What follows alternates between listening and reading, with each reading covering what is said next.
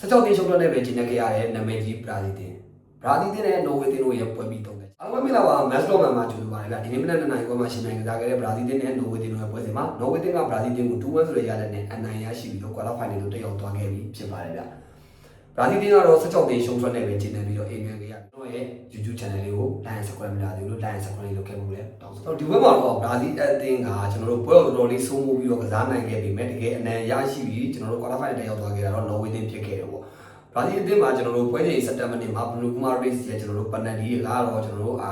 ့နော်ဝေတင်ကိုတော့မှာ9-9ကကောက်ွယ်သွားတဲ့ကြောင့်မလို့စိတ်သွားတဲ့ကြောင့်မလို့ကျွန်တော်ကိုပြပြောင်းလဲနိုင်ခြင်းမရှိဘူးအဲဒီကနေစပြီးတော့နော်ဝေကျွန်တော်တို့ဒီဘရာဇီးအသင်းမှာနည်းနည်းလေးကျွန်တော် pressure နည်းနည်းဖြစ်သွားတယ်ဘလူးကူမာရေးစ်ကယုံကြည်မှုသူကိုသူပြောင်းသွားတယ်အဲ့ဒီအချက်တွေမှာပြီးတော့နောက်တော့ကျွန်တော်လူသားလေးတွေကျွန်တော်တို့ Andres တို့ပါလို့လူငယ်ကစားသမားလေးတွေကျွန်တော်တို့အပိုင်ခွင့်ရေးတွေရခဲ့ပြီမယ်လေလွဲချော်ခဲ့တယ်ပေါ့နော်နောက်တစ်လုံးကျွန်တော်တို့ Blue Kuma Twist ကထပ်ပြီးတော့အပိုင်ခွင့်ရေးရပြီမယ်လေကိုသမားကိုထပ်ပြီးတော့ထိပြီးတော့မဝင်ခဲ့ဘူးပေါ့ဒါကြောင့်မလို့ဒီနေ့မှာအမှန်တိုင်းပြောလို့ရှိရင်တော့ဘရာဇီးဘက်အခွင့်အရေးတော်တော်များများဘရာဇီးတို့ရခဲ့ပါတယ်ဗ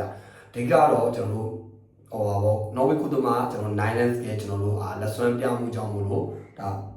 ကိုရရှိခြင်းမရှိခဲ့ဘူး90+ တန်းမှာနေမရဲ့ပန်နယ်တီနဲ့ပဲကျွန်တော်တို့တကူပြန်ရခဲ့တာပေါ့နော်ဝေတင်ကဒီဘွဲမှာအပိုင်ခွင့်ရေးအများကြီးရရှိတာကျွန်တော်မရှိဘူးဘရာဇီးအသင်းကပဲဒါအပိုင်ခွင့်တော်တော်များများဘူးဘရာဇီးအသင်းကရရှိတဲ့ပွဲတော်တော်လေးစိုးမိုးထားပြီမဲ့နော်ဝေတင်ကတော့သူတို့ရဲ့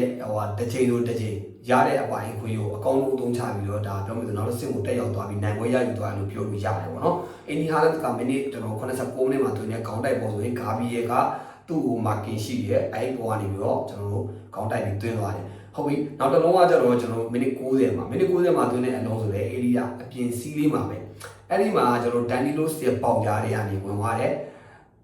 ဘောနော်ဟိုဒီလိမ်မောလာတာကိုပဲတောက်ထဲကိုဝင်သွားတယ်ဒါပေမဲ့ကိုသမားအလီစင်မာကဘာမှကျွန်တော်တို့လှမ်းပြီးပုတ်တဲ့အချိန်မှာလုံးဝမမိဘူးမထင်မှတ်ဘဲနဲ့ဝင်သွားတဲ့ပုံစံမျိုးဗျပြီးတော့အားမပါဘူးဒီ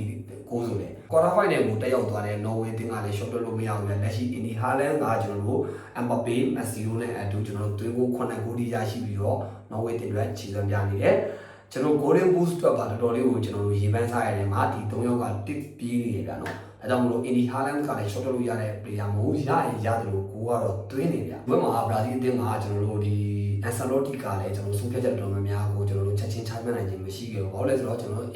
ကက်စမီလိုကစားသမားမျိုးပွဲချိန်ပြည်ဒီကစားခိုင်းတာတခုနောက်တစ်ခုကကျွန်တော်ကူမာရစ်ကဂျုံဂျီမှုပြောက်သွားတဲ့အချိန်မှာ pass တွေကလုံးဝမမှန်တော့ဘူး။အဲ့ဒီအချိန်မှာလည်းသူကတတိထားမိလောက်နေပြန်နီးပြရနေနေရတာဒါပေမဲ့သူတို့ထပ်ပြီးတော့ပဲသူတို့ယုံကြည်ပြီးဆက်ပြီးကစားခိုင်းတယ်။အဲ့ဒီမှာကျွန်တော်တို့က pass တွေကမထွက်တော့ဘူးဗျာဒီကစားသမားစီကနေပြီးတော့နော်ပြီးတော့ကက်စမီလိုကလည်းလုံးဝကျွန်တော်တို့ကကွင်းထဲမှာမြုပ်နေတယ်။အဲ့ဒီလိုနေတာမျိုးမှာဘလူးကူမာရစ်ကယုံကြည်မှုပျောက်တယ်ဆိုတော့အဲ့ဒီနေရာမှာကျွန်တော်တို့ကအပြောင်းလဲလောက်လာမှာလဲလောက်လာမှာဒါပေမဲ့ကျွန်တော်တို့ဒီအန်ဆာလော်တီကသူတို့နှစ်ယောက်ကိုပဲဆက်ပြီးတော့တုံးခဲ့တယ်ယုံကြည်မှုပေးခဲ့တယ်အားကြောင့်လည်းကျွန်တော်တို့ဒီဘွဲကအဖြေကပြောင်းလဲလို့မရအောင်ဒီကတော့ကျွန်တော်တို့ပြီးခဲ့တဲ့ကျွန်တော်တို့နိုင်သွားတယ်ကျွန်တော်ဂျပန်နဲ့ဘွဲမှာကြည့်မယ်ဆိုလို့ရှိရင်ကူမာရစ်ရဲ့ကျွန်တော်တို့ကကွင်းလေအတိုးအလုပ်တွေနဲ့ကျွန်တော်တို့ pass တွေကိုအားလုံးမှတ်မိမယ်ထင်ပါတယ်ဒါကြောင့်မလို့ဒီလိုမျိုး pass တွေကဒီနေ့ကျွန်တော်တို့ဒီဘွဲမှာမမြင်ခဲ့ရဘူးဘာလို့မမြင်ခဲ့ရလဲဆိုတော့လေအဓိကတော့ဘလူးကူမာရေးစ်ရဲ့ကျွန်တော်တို့ penalty လွဲချော်ခဲ့မှုကြောင့်သူ့မှာ pressure ဝင်သွားတဲ့ကြောင့်ဒီလို pass တွေကိုဘလူးကူမာရေးစ်ကမျောလင်းလို့မရခဲ့ဘူးဒါတွေကြောင့်လည်းကျွန်တော်တို့ဘရာဇီးရဲ့တင်ပြတော်တော်လေးခက်ခဲသွားတယ်ပြီးတော့ဒီနေ့ကျွန်တော်တို့ညာတော်မှာထွက်လာတဲ့ Ryan ကလည်းပုံမှန်ခြေစွမ်းအောက်ကိုရောက်နေပြီးတော့ cross ball တွေတိတ်ပြီးမမြင်ရဘူး Vinicius ကိုလည်း Norway ရဲ့ကျွန်တော်တို့နောက်တန်းက